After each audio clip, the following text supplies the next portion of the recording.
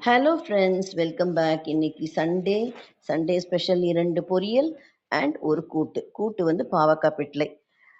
பொரியல் வந்து அவரைக்காய் தேங்காய் பொரியல். அடுத்தது கோவக்காய் பொடி போட்ட வறுவல். எல்லா சாமான்களையும் அலம்பி நறுக்கி ரெடி பண்ணி வச்சுன்னுட்டேன். இன்னைக்கான ஃபோக்கஸ் என்னன்னாக்கா, வீடியோ எடுத்திருக்கிறது கோவக்காய் பொடி போட்ட காய். இப்போ நான் கடாயை போட்டுக்கிறேன், எண்ணெய் ஊற்றிக்கிறேன், கடுகு, உளுத்தம்பருப்பு, மஞ்சப்பொடி, பெருங்காயம். நல்லா சொட்ட பின்ன காய் அலம்பி நறுக்கி வச்சுருக்கேன் இல்லையா, அதை போட்டுக்கிறேன். உப்பை போட்டு மூடி வச்சிருந்தேன். இப்போ பொடிக்கு தேவையானது கடலைப்பருப்பு, உளுத்தம்பருப்பு, கருஞ்சீரகம், மிளகு, சீரகம், வெந்தயம், கொத்தமல்லி வரை, மிளகாய் வத்தல், பொட்டுக்கடலை எல்லாத்தையும் நல்லா வறுத்துனுட்டு மிக்சி ஜாரில் போட்டு வச்சுக்கிறேன். காயை திறந்து பார்க்குறேன், காரம் பத்தலைன்னா, ஏன்னா அது காஷ்மீரி சில்லி எடுத்துட்டு இருக்கேன், அதனால நான் அது காரம் கொஞ்சம் போட்டுக்கிறேன். காரப்பொடி போட்டுக்கிறேன். இப்போ பாருங்கள், வறுத்ததெல்லாம் நான் மிக்சி ஜாரில் போட்டு கொரகொரன்னு அரைச்சிக்கிறேன். நீங்கள் இந்த டைமில் யூ கேன் ஆல்சோ ஆட் வேர்க்கடலை. நான் வேர்க்கடலை ஆட் பண்ணல, நான் பொட்டுக்கடலை சேர்த்துட்டுருக்கேன். இப்போ காயை திறந்து பார்த்தா முக்கால் பதம் வெந்திருக்கு.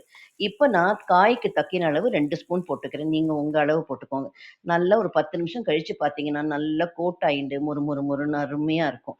ஸோ இன்றைய சமையல்: சாதம் ரெடி, பாவக்காய் பிட்லை ரெடி, தேங்காய் போட்ட அவரைக்காய் காய் ரெடி, அண்ட் கோவக்காய் பொடி போட்ட வறுவல் ரெடி. தேங்க்ஸ் ஃபார் வாட்சிங். Please subscribe.